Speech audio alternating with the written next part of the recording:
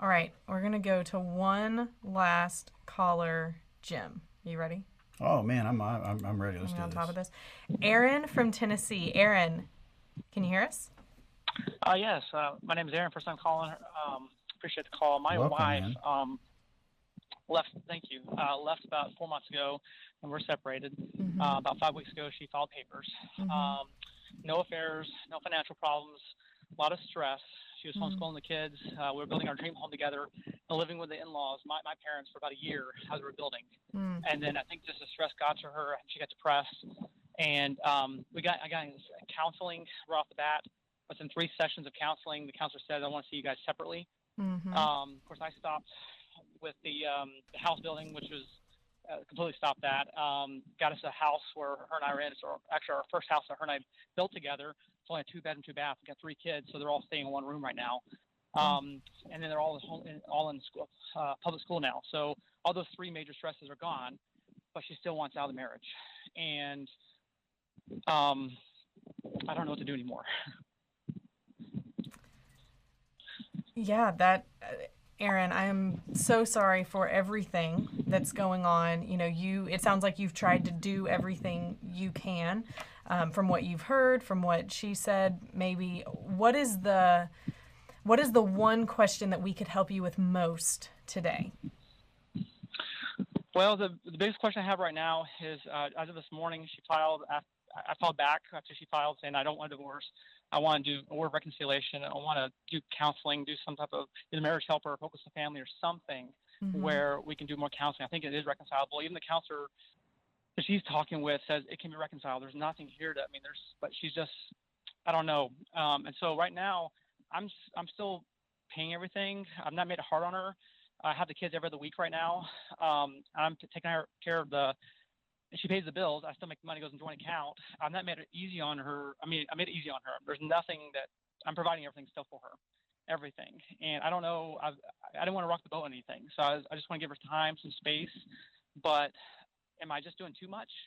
And I just don't know if I just continue on because I'm trying to love her like Ephesians 5 talks about, give yourself, and I'm still doing that. I want to do it, but I don't know if I'm just enabling or because I'm not giving her an incentive to get a job or do anything. I'm just giving her Has time and she space right now. has And she now every other given I know you yeah, go ahead. said that there was a lot of stress, but has she given a reason for wanting out of the marriage? She just wants to be happy. That's what she said. Is pretty much yes. She loves soccer a lot. Um, Very athletic, marathon runner, Mm-hmm. and just wants to go have fun and enjoy soccer. We're both have a very strong in our church. She started going back to church. It doesn't set with me, but and she has a good support system around her, I believe, and I do too, which is great for both of Mm-hmm. us. Mm-hmm. But she still, even the support system I know she has, are telling her to work it out. There's a lot here in the marriage. Um, I don't know. I can't reconcile it in my mind. Yeah, it sounds like there are a lot of unknowns. Even with her answers, there's still it does seem like there might be some gaps. So your question right now is simply what do you do? What do you do from here? And that's a What good. I do, a number of realms. Yeah, exactly. Hmm. If I could offer an encouragement to you, my friend, and that is, we don't really know what happiness means at this point by her, Mm-hmm. and she there's a strong probability she doesn't know what that exactly looks like. It's probably the result of her not feeling happy for some particular reason in the relationship. I don't know what that is as well. We'd have to talk a little more, maybe look into that. What you can do, and people consider this way too lightly, and it really is a foundation of what we teach, and that is that you can really become an expert at your pies, Mm-hmm. physical, intellectual, emotional, and spiritual. Not just physical, not just spiritual, but the way you think, the way you're acting, those Mm-hmm. things are important. So, this is going to sound crazy, maybe to a little bit. If you don't have a hobby, you need to get a hobby. You need to get something that distracts you from the focus on this relationship, because the obsession is not going to be healthy. It's going to actually work against you in the way you think, and you cannot separate the fact that the way you are thinking is the way you're going to behave. It's going to contribute to the outward behavior of what you're doing. So finding a way to get some respite, to step away from this relationship is important, and just release the thought process that says, what is she thinking? What is she about? I need to understand that, because what that really is saying, and a lot of people don't get this, and you probably do, but when you're worried a lot about what is she thinking and what she's doing, what you're really asking is, how can I fix this? I wrote down, the first thing I wrote down when you started type while I was speaking was, don't fix this. Don't try to fix something you don't know is broken. And if you're not careful, you're going to run around trying to fix different things, address different things, confront different things in order to make it better. And you may end up really, really tired working on things that don't even matter to her. Okay? So the best thing you could do right now is make yourself healthy. Make yourself the person that's right for this relationship, because you cannot control her, but you can control you. And in working on those pies, you're going to be the best person you can be. You guys were attracted to each other once. Something broke down in there that affected the emotional connection, and everything else followed. If you get back to that, first of all, you'll be healthy for yourself and for your kids. But then beyond that, it could be something that she recognizes of, whoa, this is different. Something's unique about that, and gives her an opportunity to revisit, to relook, to take another look at the relationship, who you are, who you both are in there. And maybe see some fresh vision for where the future can be. I'd like to give you more. Okay. I just can't give you more without knowing really a lot of specifics, and we don't have the time for that today. I apologize. But you're Sure. not going to go wrong by being an expert at this. I'm telling you, too many people discount it that are our clients.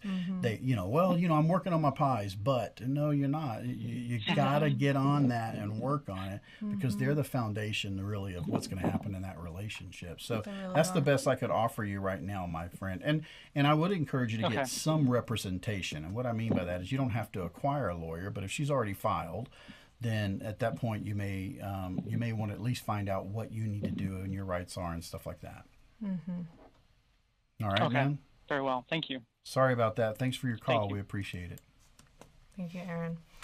Well, thank you, Jim, for being with me today. It was my pleasure. I just really got to be a part of this and to hear where these folks are, and I never tire of seeing the potential that's out there. Kimberly, you talked earlier about how people focus and what their focus is. And we were talking about motives at that time. But, I think in the middle of our insanity, one of the powerful things about Shannon is she never lost her vision of what could be. Now, let me be clear about that. That didn't mean there weren't days she didn't have hope, or there weren't days she maybe did that she wanted to quit. It just meant as a long haul, looking forward and all that kind of stuff, she never gave up in that. Right. And, folks, you're standing out there, you may have days that just, the clinical term for that is they suck. Yeah. They're just bad. Very bad. And there's no excuse for it. It's not fair. There's no reason. And you really have a choice at that point. I always tell people, get mad, get over it. Get sad, get over it. Deal with the emotion, just don't stay there. And keep your vision ahead of what the potential can be in this. Because no matter where you are, no matter how bad it is, I have seen people further come through and have an amazing relationship. And so I just want to encourage you to stay focused and be a part of the process. And everything about the pies, using this time to make you a better person. No matter what the circumstances are going on around you. We have seen it, Jim, time and time again, where you can have two people in almost the same situation, and one person just shrivel. I mean, they don't use this as an ability to grow. They use it as an ability to kind of die, where they just stay at home all the time. They stop talking to people. They don't get what they need to grow during this time. But you have someone else who takes it and it says, I'm going to focus on me. It doesn't matter what that circumstance is that's around me. I'm going to make me a better person through this. And it never never stops being where the person who works on themselves and makes the best of the situation, even though we can't guarantee their marriage is going to be saved, that they always will end up succeeding. Without a doubt. Doesn't mean their marriage will be saved, but they are going to be a better person for it. Exactly. Every time. Every time. And that's all of you can do that by working on your pies. It's something available right now to every single person, which is so cool.